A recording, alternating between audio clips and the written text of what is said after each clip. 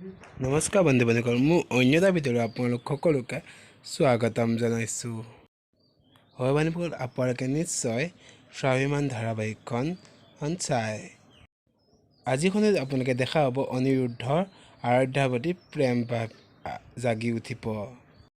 হয় বন্ধু বান্ধৱীসকল, আপোনালোকে নিশ্চয় স্বাভিমান ধাৰাবাহিকখন চাই ভাল পায়।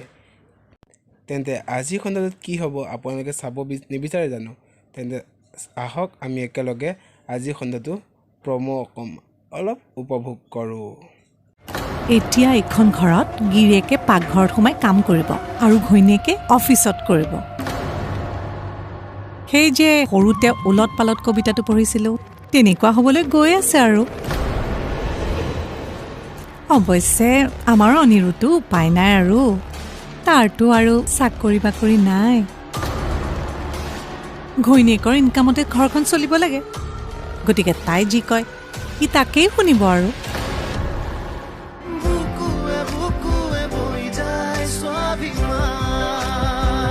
যদিহে মোৰ ভিডিঅ'টো চাই ভাল পালে তেন্তে প্লিজ মোৰ চেনেলটো ছাবস্ক্ৰাইব কৰিবলৈ নাপাহৰিব আৰু কাষতে থকা বেল আইকনটো প্ৰেছ কৰি থ'ব, তেতিয়াহে মোৰ আহিব লগা ভিডিঅ' মোৰ পাই থাকিব।